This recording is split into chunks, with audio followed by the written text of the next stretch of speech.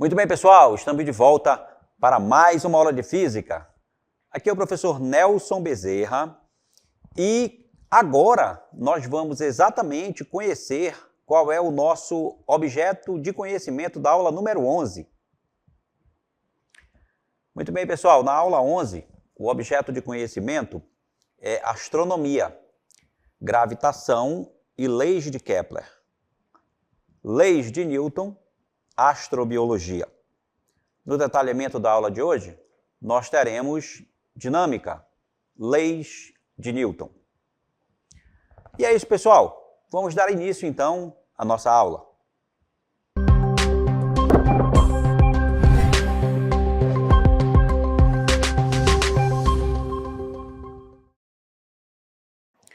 Muito bem, pessoal, estamos de volta agora para falar sobre as leis de Newton. Essas leis de Newton, elas estão inseridas dentro de uma parte muito importante da física que nós chamamos de dinâmica. E é daí que nós vamos, então, começar a nossa aula de hoje falando sobre a definição para a dinâmica. Então, pessoal, dinâmica é o seguinte, quando se fala nessa parte da física, na dinâmica de corpos, a imagem que vem à cabeça é a clássica e mitológica de Isaac Newton, lendo um livro sobre uma macieira, né? O Isaac Newton é considerado aí o pai da dinâmica, né? Se você não sabia.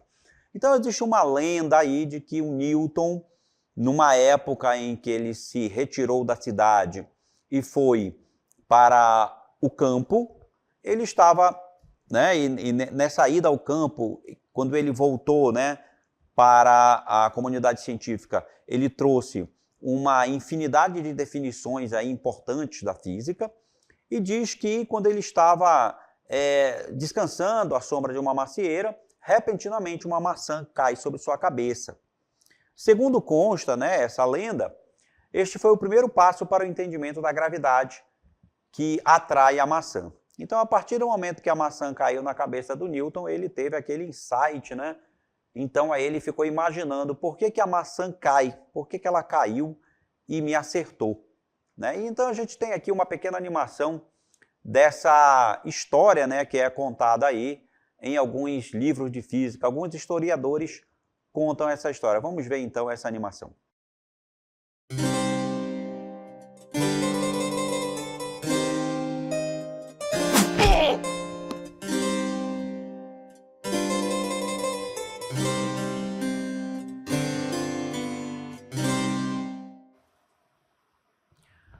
Bem, segundo consta, alguns dos historiadores, né, não se sabe se é verdade mesmo, a partir desse momento, então ele começou a pensar no porquê a fruta caiu, o que fez a fruta se dirigir até a cabeça dele, e daí ele começou a pensar nessa questão da gravidade, tá, pessoal?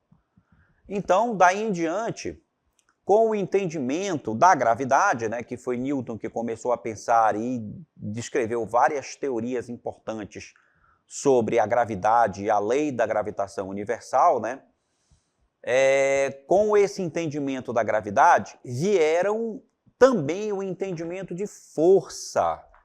E aí, Newton elaborou 3 leis importantíssimas na física, conhecidas aí como as 3 leis de Newton, né? Então, você vê aqui nessa imagem, por exemplo, pessoal, exatamente essa questão da sustentação de uma aeronave, né? O que faz uma aeronave se sustentar no ar, né? Exatamente a resistência do ar, a força de resistência do ar. Olha aí a força aparecendo aí novamente. Então, mesmo que a aeronave seja muito pesada, com a velocidade horizontal que ela tem e com o formato de suas asas, né, o ar empurra a aeronave para cima e sustenta essa aeronave no ar, né? Com base em uma das 3 leis de Newton que a gente vai estudar daqui a pouco, né, pessoal? Então, olha só, na cinemática, estuda-se o movimento sem compreender sua causa. Mas na dinâmica que nós estamos vendo agora, nós vamos estudar exatamente a relação entre força e movimento. Então, vamos lá, pessoal. Vamos seguir adiante falando então do conceito de força. O que é uma força, né? O que é a força? Para a física, né? No entendimento da física, porque a palavra força ela pode ter vários significados diferentes, né? Dependendo do contexto, mas na física ela é uma interação entre dois corpos, dois ou mais corpos, na verdade, né? O conceito de força é algo bem intuitivo, né? Você já tem esse entendimento intuitivo de força há muito tempo, né? Porque você faz força para muita coisa, para levantar os objetos, para andar, para respirar, né? Então o conceito é intuitivo. Mas para compreender esse conceito, pode-se basear nos efeitos causados pela força. Esses efeitos podem ser, como por exemplo, a aceleração. O que é a aceleração? É um efeito da força que faz com que o corpo altere a sua velocidade quando a força é aplicada. Então, a aceleração é um dos efeitos da força, certo? Um outro efeito muito interessante, muito importante da força é exatamente a deformação. A força, ela, além de causar aceleração, ela também pode causar deformação. E aí você vê na imagem, né, a batida de dois carros e a força dessa batida fez com que os carros eles sofressem uma deformação na sua estrutura, né? A deformação faz com que o corpo mude seu formato quando sofre a ação de uma força, porque só uma força pode causar deformação. Se eu não tiver a força, não seria possível acontecer a deformação, pessoal. Então, são os dois principais efeitos que a força pode produzir, que é a aceleração, né? A aceleração tem a ver com movimento. Um móvel acelerado, ele ganha movimento, ele aumenta ou diminui sua velocidade. E também temos a deformação, que é capaz de mudar o formato dos corpos. Agora, na maioria das vezes, sobre um corpo age mais de uma força. E a gente tem que entender qual será o conceito da força resultante. Então vamos falar agora de força resultante. E essa força resultante é a força que produz o mesmo efeito que todas as outras forças aplicadas a um corpo. Então, se eu tenho várias e várias forças sendo aplicadas no mesmo corpo, certo? Eu posso encontrar uma única força que possa representar todas as outras que estão atuando no corpo. E essa única força é aquilo que eu chamo de força resultante. Então, se eu tenho várias forças aplicadas a um corpo qualquer, a força resultante será igual à soma vetorial de todas as forças aplicadas, pessoal. E aí eu tenho que lembrar a você que a força é um vetor, tá? A grandeza, a força, é uma grandeza vetorial. Então, a força é um vetor. Tá certo? Então, eu tenho aqui um determinado corpo, essa bolinha preta representa aqui um determinado corpo, e eu tenho aqui, agindo sobre esse corpo, duas forças. Uma força que eu chamo de F1, que está desenhada de vermelho para você, e uma outra força que eu chamo F2, que também está sendo aplicada no mesmo corpo. Ora, essas duas forças provocam um efeito nesse corpo. Nesse caso, vai provocar o efeito da aceleração, porque se eu estou puxando essa bolinha para direções diferentes, ela vai entrar em movimento. Essas forças F1 e F2, elas formam um ângulo θ entre si. Tá? Tem um ângulo aqui, um ângulo θ entre si. E aí, pessoal, para que eu encontre a força resultante dessas duas forças que estão atuando no corpo, eu tenho que somar essas duas forças. A força resultante nada mais é do que a soma F1 mais F2. Só que você tem que colocar na sua cabeça que a soma de vetores, a soma vetorial, ela não é a soma algébrica. Ela até pode ser a soma algébrica em alguns casos particulares, mas somar vetor não é a mesma coisa que somar números escalares. A soma vetorial, ela tem suas particularidades. Então, quando eu tenho duas forças que estão atuando num corpo, formando um ângulo qualquer, a soma vetorial ela é dada por essa pequena equação que você está vendo aqui, certo? E essa equação ela me dá o módulo da força, ela me dá a intensidade dessa força resultante. Ela não vai me dar a direção e o sentido. O que vai me dar a direção e o sentido é esse desenho que você está vendo aí da regra do paralelogramo, que mostra onde está a força resultante. E essa força resultante que está de preto, ela representa as duas forças F1 e F2 juntas. É a soma de F1 mais F2. E essa fórmula diz que a força resultante elevada ao quadrado, ela vai ser igual à força F1 elevada ao quadrado, mais a força F2 também elevada ao quadrado, mais duas vezes F1 vezes F2, vezes o cosseno daquele ângulo ali formado entre essas duas forças. Então é assim que a gente soma dois vetores quaisquer, tá, pessoal? Existem casos particulares, mas essa fórmula geral ela serve para qualquer caso, não importa qual seja, tá certo? Essa é uma equação geral, né? Então, somar vetor não é a mesma coisa que somar números escalares, tá? Agora sim, pessoal, vamos começar a estudar as leis de Newton. Então, olha só, as leis de Newton constituem os três pilares fundamentais do que chamamos de mecânica clássica. A mecânica clássica que foi definida, na maior parte, por Isaac Newton. Que justamente por isso é conhecida por mecânica newtoniana, porque a mecânica clássica ela foi definida por Isaac Newton. Então também a gente chama de mecânica newtoniana, tá certo? E aí, as três leis de Newton, elas têm uma representação muito grande sobre essa questão da dinâmica e da mecânica newtoniana, da mecânica clássica. Então vejamos aqui a definição, qual é a primeira lei de Newton. Então, olha só, pessoal, a primeira lei de Newton também é conhecida como a lei da inércia. Tá? A lei da inércia. Então, o que é que ela diz? Um exemplo da lei da inércia. Quando nós estamos dentro de um carro e este contorna uma curva, o nosso corpo tende a permanecer com a mesma velocidade vetorial a que estava submetido antes da curva.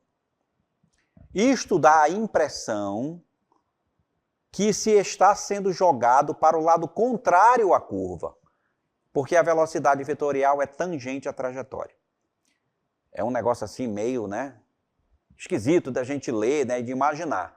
Mas eu tenho aqui uma animação para você que mostra exatamente a situação. Na hora em que o carro faz a curva, a gente tem a sensação de que a gente é jogado para o lado contrário da curva, certo? E se a gente não tiver com cinto de segurança e o carro estiver muito rápido, a gente realmente é jogado, pode ser até jogado para fora do carro nessa situação. Então vamos lá, a nossa animação, vendo acontecer isso no vídeo.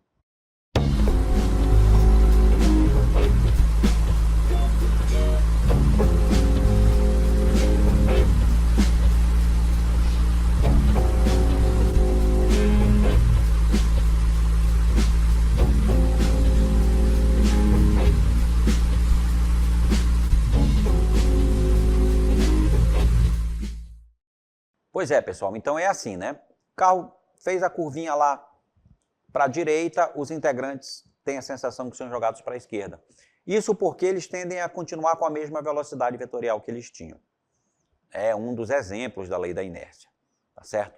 Vamos continuar então agora, que também tem um outro exemplo. Quando estamos em um carro em movimento e este freia repentinamente, sentimos como se fôssemos atirados para frente, pois nosso corpo tende a continuar em movimento. Esses e vários outros efeitos semelhantes são explicados pelo princípio da inércia, cujo enunciado é: um corpo em repouso tende a permanecer em repouso, e um corpo em movimento tende a permanecer em movimento. No caso do carro freando, a gente está com a mesma velocidade do carro. Se o carro freia, quem freia é o carro. Nós, se não estivermos se não estivermos presos no cinto de segurança, e daí a importância do cinto, né, a gente fica preso ao carro, se a freada for muito brusca, a pessoa pode sair voando pelo para-brisa do carro. Porque o carro para, mas você não, você continua para frente. Daí a importância de se usar o cinto de segurança, que você fica preso ao carro, e aí você faz parte daquele conjunto que é o carro, porque você está preso nele, se ele freia, você freia junto também. Mas se isso não acontecer, por exemplo, no caso do motociclista, o motociclista não usa cinto de segurança. Se aparecer um obstáculo na frente e a moto parar repentinamente, o motociclista continua com a mesma velocidade. A gente tem até um vídeo divertido aqui, uma animação para mostrar a você essa situação. Vamos assistir.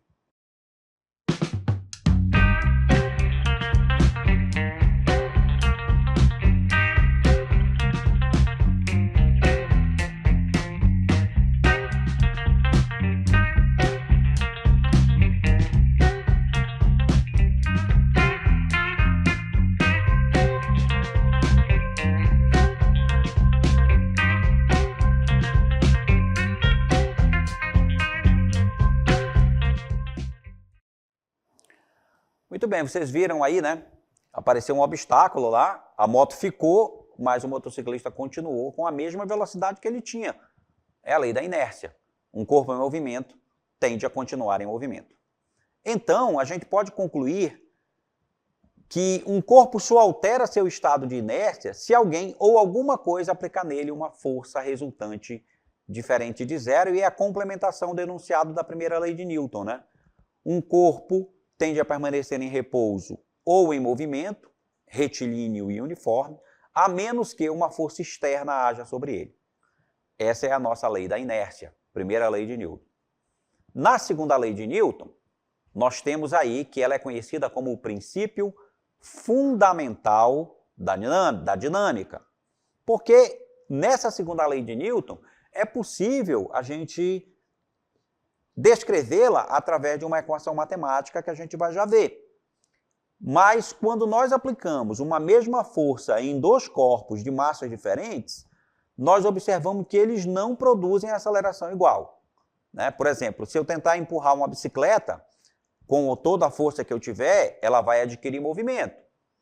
Mas se eu tentar empurrar um caminhão, é diferente. Talvez ele não entre nem em movimento, porque eu não tenho força suficiente para fazer com que aquela massa se desloque. Então, a massa é um fator determinante nessa história aí, entre força e aceleração. É por isso, então, que a segunda lei de Newton, ela diz que a força é sempre diretamente proporcional ao produto da aceleração pela sua massa, ou seja, F é igual a ma. Essa equação, ela define a segunda lei de Newton, tá, pessoal? F igual a ma, ou seja, força é diretamente proporcional ao produto da massa pela aceleração adquirida pelo corpo. A gente tem aqui que em módulo eu posso escrever F igual a ma, porque aquela equação anterior ela estava com o símbolo de vetores, né? O F é um vetor, a aceleração também é um vetor. A única grandeza que é escalar aí nessa história é a massa, né? Que é um fator de proporcionalidade, certo? Então eu tenho aí que F é igual a massa vezes a aceleração. Essa equação aqui ela já está em módulo, né? Porque com essa equação eu descubro a intensidade da força. Aqui você tem que lembrar que F é a resultante de todas as forças que estão atuando no corpo. Esse F aí que aparece no primeiro membro da equação, ele é a força resultante. O M é a massa do corpo, porque todo corpo vai ter que ter uma massa. O F é medido em newtons, que é a unidade de medida da força. A massa é medida em quilogramas no sistema internacional. E a aceleração, ela vai ser medida em metros por segundo ao quadrado. Então, pessoal, olha só aqui ao meu lado eu tenho exatamente essa equação super importante, poderosíssima da dinâmica, né, da mecânica clássica. F é igual a ma. E você tem que se lembrar, então, que F que aparece lá na ponta é a força resultante. O M aqui que aparece aqui, é a massa do corpo. E o A que aparece é a aceleração adquirida por esse corpo. Então, F igual a ma é a equação que define, que representa a segunda lei de Newton. Vamos continuar falando da unidade da força no sistema internacional, que é o Newton, e que equivale ao quilograma vezes metro por segundo. Tá certo, pessoal? Então, aí nós temos a segunda lei. Para a gente fixar aí e entender como é que a gente pode aplicar essa segunda lei, vamos ao primeiro exemplo da nossa aula de hoje. É o exemplo aí da segunda lei de Newton, que diz o seguinte, olha, quando uma força de 20 newtons é a intensidade da força, né, pessoal? A gente vai ter aqui que o F é 20 newtons. É a força que está sendo aplicada no corpo. E 4 quilogramas é a sua massa. Então, eu tenho aqui a massa, que é 4 quilogramas. E aí eu quero saber, se eu aplicar uma força de 20 newtons nesse corpo de 4 quilogramas, eu quero saber, então, qual é a aceleração que esse corpo vai adquirir. Ele vai se movimentar com que aceleração? Então, a equação que vai resolver esse problema está aqui, ó, F é igual a ma. E aí, como eu tenho F igual a 20, o m igual a 4, fica 20 igual a 4a. E aí, para isolar o a, né, pessoal? Para isolar a aceleração, eu passo 4 lá para o primeiro membro, né? Então, ele está multiplicando, ele passa dividindo. Então, a aceleração é 20 dividido por 4, né? Porque o 4 passou lá para o primeiro membro, ficou 20 dividido por 4 igual a A. Se 20 dividido por 4 é igual a A, então A é 20 dividido por 4. E aí, quando você divide, é uma conta simples, né, gente? 20 dividido por 4, então, a resposta para o meu exemplo é que esse corpo adquire uma aceleração de 5 metros por segundo ao quadrado. Isso quer dizer que a cada segundo a velocidade dele aumenta 5 metros por segundo. Temos aqui mais um exemplo para você, né? Mais um exemplo da segunda lei. Sabendo que a massa do bloco da figura vale 2 quilogramas, né? Aí eu tenho a massa. Determine a aceleração adquirida pelo bloco. Aí, pessoal, olha só. É o mesmo problema parecido com o problema anterior, só que agora eu tenho duas forças atuando no corpo. Essas duas forças, elas têm a mesma direção, mas elas têm sentidos opostos. Então, eu primeiro tenho que entender que o F que aparece aqui, ó, na equação de Newton, é a resultante. Então, como é que eu acho a resultante de duas forças que têm mesma direção, mas têm sentidos opostos? Para mim achar a força resultante aqui, pessoal, eu só faço diminuir uma força da outra. Eu faço F1 menos F2, então 4 menos 3. Então, a força resultante que age nesse bloco de 2 kg é nada mais, nada menos que 1 newton. Tá bom? É o que acontece aqui, ó, no cálculo. Veja só, F igual a ma, o F é 4 menos 3. Por que o F é 4 menos 3? Porque 4 menos 3 vai ser a força resultante, como a gente viu aqui, ó. Força resultante. Igual ao quê? Igual a massa, que vale 2, está aqui o 2, ó, vezes a aceleração. E aí, como eu tenho que 4 menos 3 é 1, eu ficaria com 1 igual a 2 vezes A, certo? E aí aqui aparece, olha, o A é 1 sobre 2. Por quê? Porque o 2 passa para o primeiro membro, e meio igual a A, então A igual a meio, a aceleração é de 0,5 metro por segundo ao quadrado. E agora vamos saber o que é a definição para a força de tração, depois que nós resolvemos aí mais esse exemplo. O que é a força de tração? Dado um sistema onde um corpo é puxado por um fio ideal, ou seja, que seja inextensível, flexível e tenha massa desprezível, podemos considerar que a força aplicada no fio, que por sua vez aplica uma força no corpo, o qual chamamos de força de tração. Então a força de tração ela atua nesses fios aí que estão sendo amarrados no corpo, onde o rapazinho está puxando. Aí nós temos aquilo que a gente chama de força de tração. Seguindo adiante, pessoal, nós temos agora um vídeo mostrando a situação de uma brincadeira muito interessante, que é o cabo de guerra, que vai servir como introdução para a gente começar a falar aqui da terceira lei de Newton. Vamos lá assistir o vídeo.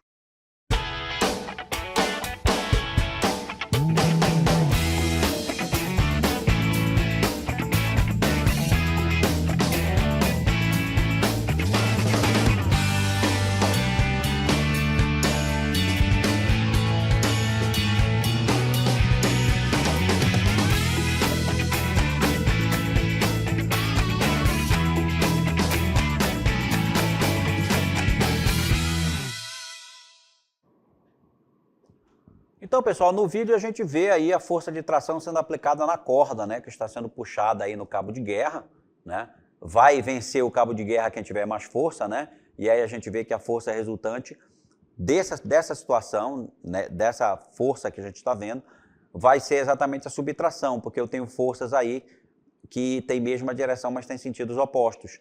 Então, quem tiver mais força ganha o cabo de guerra, né? Muito bem, pessoal, vamos falar agora sobre a terceira lei de Newton, que é conhecida como o princípio da ação e reação. Quando uma pessoa empurra uma caixa com uma força F, podemos dizer que esta é uma força de ação. Mas conforme a terceira lei de Newton, sempre que isso ocorre, há uma outra força com módulo e direção iguais e sentido oposto à força de ação. Esta é chamada força de reação. Então, para toda ação tem uma reação, né? Este é o princípio da ação e da reação, cujo enunciado é: as forças atuam sempre em pares. Para toda ação existe uma força de reação. É a nossa terceira lei de Newton, pessoal. E agora, para exemplificar isso aí, nós temos um probleminha aqui para resolver. Mais um exemplo para você. Dois blocos, A e B, de massas respectivamente iguais a 2 e 3 kg, estão apoiados numa superfície horizontal perfeitamente lisa. Uma força horizontal F de intensidade 10 newtons é aplicada ao bloco A. E aí eu tenho que achar qual é a aceleração adquirida pelo bloco, né, tanto pelo bloco A como pelo bloco B, que eles vão entrar em movimento, e a intensidade da força que A aplica em B. Bem, vamos continuar aqui resolvendo a letra A. Para mim encontrar a aceleração, pessoal, eu uso a lei de Newton, lá a segunda lei, olha só. F igual a ma, certo? Se F é igual a ma, pessoal, e esse F é a resultante, então eu posso dizer que o A nada mais é do que a força dividido pela massa. E aí, olha só, aparece essa expressão aqui que é resultado dessa dedução. A aceleração é a força dividido pela massa. Mas como tem dois blocos, é a massa do bloco A mais a massa do bloco B. A força que atua nos dois blocos ao mesmo tempo, né? A força que é aplicada, a força de ação, é de 10 newtons, está aqui. A massa do bloco A é 2, a massa do bloco B é 3, então eu tenho 10 dividido por 5, né? 2 mais 3 é 5, então é 10 dividido por 5. 10 dividido por 5, eu tenho uma aceleração de 2 metros por segundo ao quadrado. Agora, qual é a força que o B aplica no A? Porque o A é a força de ação e o B tem uma reação. É exatamente isso que eu vou encontrar. Essa força que o bloco B aplica no A, segundo a segunda lei de Newton, F igual a ma, F igual a massa de B vezes a aceleração do sistema. A massa do bloco B é 3 e a aceleração é 2, que a gente calculou lá na letra A. Então, a força de reação do bloco B é de 6 newtons. Porque exatamente 3 vezes 2 é igual a 6, pessoal. Então, essa foi a solução aí do nosso exemplo para a terceira lei de Newton. Eu encerro aqui a aula com vocês. Espero que vocês tenham gostado e entendido. E eu me despeço de vocês aqui. Até a próxima, pessoal. Tchau.